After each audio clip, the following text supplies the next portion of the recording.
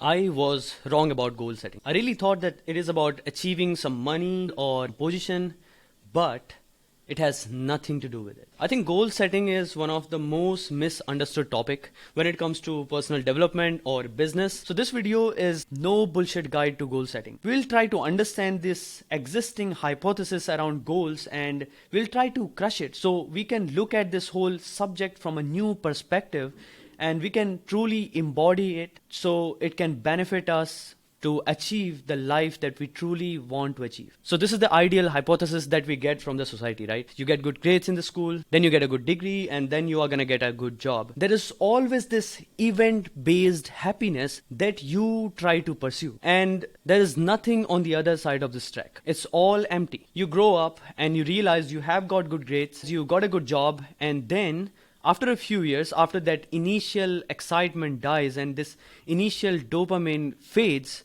you realize that you have become part of the system that is not innovating, that is not experimenting, that is not exploring. And I wanted to talk about it because this style of setting your goals that go deeper. When I left my job, I decided that, okay, I'm going to do a business that I truly care about. I was still stuck with this style of setting my goals. And this is the reason I always saw myself empty every time I achieved something. And when you keep doing it for a lot of times, you lose your motivation and you lose this mirage that is shown to you. Imagine you are walking in the desert and you are thirsty, you are tired, and you are really looking for water. And at this point, you see this sheet of water a bit far from you and you get excited because now you are going to get water. You're going to drink after a long walk. But as you come closer to it, you realize that that was not real. And as soon as you reach there, you see that there is another sheet of water at a very similar distance that you saw before, and you start walking towards it just to find out that this is another mirage. And when I look at these event-based goals, I see the same thing happening with most of us. Whenever we start creating our goals, we think about all these events that will happen in our life, and when these events will happen, we will feel happier or we will do what we want to do. This is what I have been doing in my entrepreneurial journey. I thought that when I will earn $2,000 a month, I will feel happier. And in reality, as soon as I reached $2,000, I saw this whole big emptiness inside me. I saw this whole feeling of purposelessness that came from reaching that level. And I thought, like, what is wrong?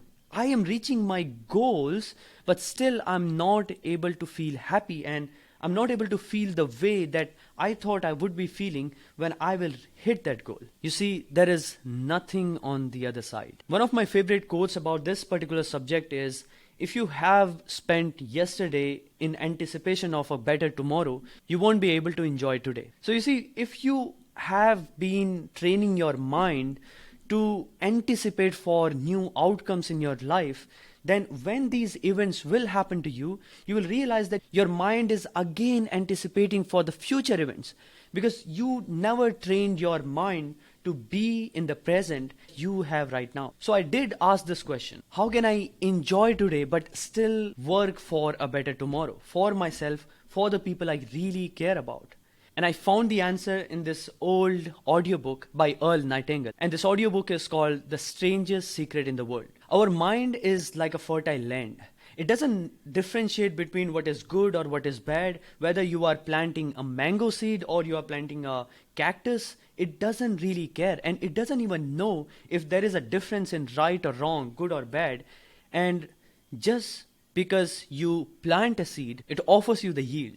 And it creates abundance of the exact same thing that we are planting in our mind. If you are seeding anticipation, then it is going to give you more anticipation. And this is what brings misery. In fact, this is what Buddha said. This is what most of the great philosophers of our time and great human beings have told us, that from desires come more desires. So a few months back, I sit with myself and I made a list of all the things that I want to do on daily basis. So instead of making goals like I want to have $10,000 a month or $100,000 a month, and I want to have this big house or all these things, I created a list of things I want to do on daily basis. I did write all the things that I want to have once in my vision board so I can know the direction that I'm going on. But achieving those milestones cannot be the measure of my state of mind and my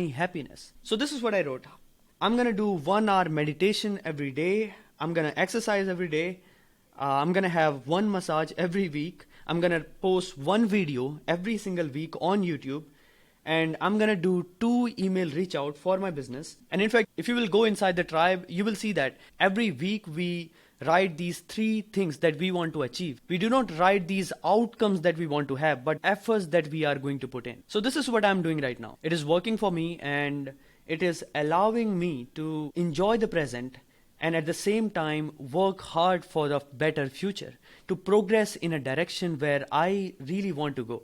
Because in reality, if you are not shaping your future, you are not creating these habits, they will be planted on you if you are not planting them by yourself. There is a famous saying from sacred text Bhagavad Gita in Hinduism. It translates to leave all outcomes on the universe and focus 100% on your efforts. Because what is in your control is the effort that you are going to put in. Outcome is not on you. And I believe when you start working on something that is going to help other people, that is going to impact other people's life, it becomes easier to get rid of this pressure from you of the outcome, and you can really focus on effort.